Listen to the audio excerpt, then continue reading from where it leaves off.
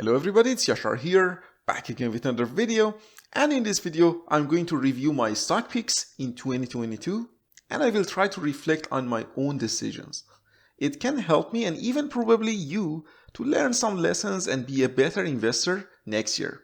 I will talk about my biggest winners, my top performing stocks, and of course, my biggest losers and worst performing stocks of the year. And I will talk about my good investment decisions during the year as well as my bad investment decisions during this year. This can be very helpful and constructive. Yeah, I think this would be a fun video to make. Okay, let's jump right into this. I will start the video with my worst performing stock of the year, and it is without any doubt Meta Platforms. The stock is down almost 65% year to date. It's not a joke, guys. 65% is brutal. It was the only company that I truly felt like I'm catching a falling knife every time I bought the dip during this year. I started to buy this company around $320 per share around May of 2021. At the time, I thought the stock is undervalued compared to its peers like Google. And I guess I wasn't wrong about that part. The average price to earning, price to cash flow, debt to assets, PEG ratio, and even my discounted future earnings model were sending a clear message that Meta is undervalued, and the stock continued to climb higher initially after I bought into the stock. The thing that basically took me by surprise was the fundamental change in Meta business model. I was surprised at how rapidly Mark Zuckerberg shifted the focus of the company from developing social media apps like Instagram, Facebook, and WhatsApp and growing the users of these apps to metaverse development. And as he pumped the idea of the metaverse, changed the company name and logo, hired more and more engineers every single quarter, increased the business costs, and basically went all in the spending phase at metaverse development, investors started to dump the shares. I continued to hold the stock as I thought the fundamentals of the business, even without considering the potential of the metaverse, is so strong that can carry the stock higher. I was of course wrong, at least in the short term, and investors continued to dump the shares as Mark continued to pump the metaverse idea, and at the same time, they reported weak guidance, higher spendings, weak growth numbers for social media apps, and also declining EPS numbers. I still continue to average down at $260, $190, and $120, and finally at $90. That's crazy. The stock went from $380 to $90. After Mark fired some of the Meta employees, promised to cut the costs, and assure investors that they will be more careful about spending in the future, Meta shares rebounded nicely in the last 2 months, almost from $88 per share to $120 per share. Our combined average share price in Meta between me and my wife is close to $210 right now, and we are still down almost 40% on this position. This is probably the only stock of me that severely underperformed the market in the last year, S&P 500 index. You can call me a bag holder at this point, but I still believe Meta is severely undervalued here, and it will rebound in the future. I think I was not wrong about the fundamentals of Meta business, but I was wrong about assessing the impact of Mark's metaverse investment on the share price of Meta in the short term at least. We did not sell a single share of Meta despite paying down more than 50% on the position at some point, and still hold all of our shares in our registered accounts. We bought more and plan to buy even more shares in 2023.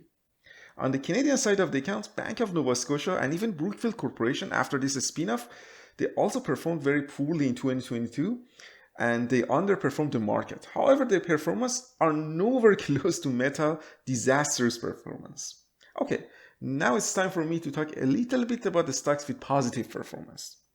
My best performing stock of the year between the stocks that I currently hold in my portfolio is Aritzia. Aritzia year to date is down almost 10%, which doesn't seem to be a good performance, but for me, because I bought the stock only when the price was lower than my fair value estimate, I'm actually up on this position year to date. Between me and my wife, we are up almost 16% on this position year to date, and it is our largest holding in our stocks portfolio. Especially when We consider that S&P 500 is down almost 20% in 2022. Our Aritzia holding outperformed the market by a large margin, by almost 35%, which is great. I started to buy Aritzia when it was $29 per share in May 2021. At the time, I realized their stores are always packed and there is always a line outside their store. My wife, her friends, and all of my female colleagues were shopping there and suggest this brand to their family and friends. At the same time, Google Trends consistently going up for Aritzia related search terms. The company had great fundamentals and great earnings. I analyzed their stock, their PEG ratio, their PE ratio, their price to cash flow, price to sales, and also the same store performances year over year. Based on a discounted future cash flow model, I concluded that it was undervalued for the potential growth that it can offer. We started the position at $29 per share, as I mentioned, and then we continued to average up in Aritzia as the company continued to post amazing growth numbers and profitability metrics in their earnings report quarter after quarter. My wife currently holds 131 shares and I have 100 shares of Aritzia, and we are almost up 17% on our initial investment so far in an awful year in the stock market. So this was definitely a good stock pick for us. Aritzia performed very well. However, my best performing stocks of the year are not there right now, right? They were actually 3 stocks that I sold them during the year. The reason I sold these stocks was simply the fact that they were cyclical in nature, and in my opinion, they were close to their cycle peak when I sold them. 2 out of 3 stocks were, of course, in energy sector, and one of them was a Chinese stock which was oversold due to political risk of investment in China. These 3 stocks were Suncor Energy, which I bought around $90 initially, and I sold it at $29 per share at almost 50% profit. The second one was Pembina Pipeline, which I bought around $32 per share, averaged up to $37 per share, and then I sold it around $49 per share at almost 40% profit. And finally, the Chinese stock was Pinduoduo, which I bought around $26 per share and then averaged up to $34 and sold it for around $46 for almost 50% profit. These percentages are great, right? 50%, 40% profit, but the actual dollar amount of these gains were not that amazing. This brings me to my biggest mistake of the year and my worst investment decision, and that was buying a small amount of shares in these 3 positions that I felt are severely undervalued, and I thought it is a good time to invest in these companies. And I was actually right about all this, right? My mistake was that I bought just a few shares in these companies instead of buying more shares and investing more cash into them.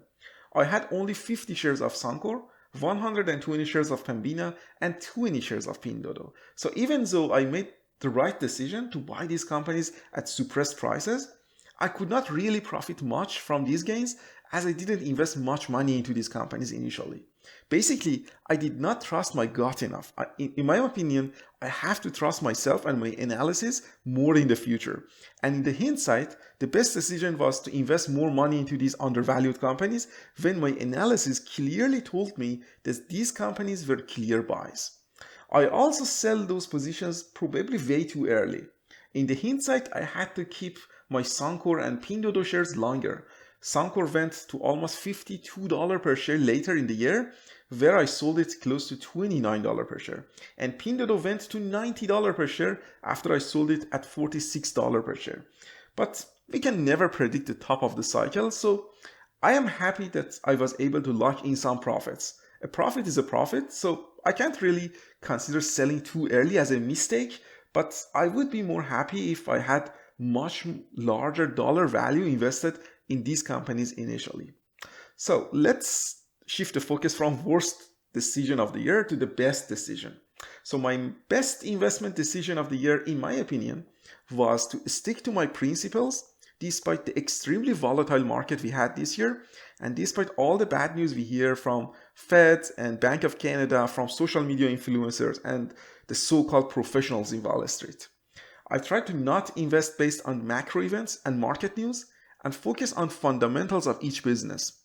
I analyzed the balance sheet of each companies, develop valuation models and principles, and based on my decisions on these facts and data instead of emotions, market news, and market conditions. A good example of this was my reaction to price destruction in EQ Bank. I analyzed EQ Bank stock and it was totally undervalued to me even at $70 per share. I started my position in EQ Bank around $67 per share in December 2021. The stock initially went up to $77. I did not buy any more EQ Bank at this phase, but as the market started to show signs of weakness, EQ Bank share price fell from almost $80 to $53 per share. I continued to buy more shares of EQ Bank here as it was undervalued to me. Every single metric from price to earning, price to book, PEG ratio, and even my discounted future earnings model clearly told me that EQ Bank is a buy. Despite all this, EQ Bank share price fell to another new low to almost $45 per share.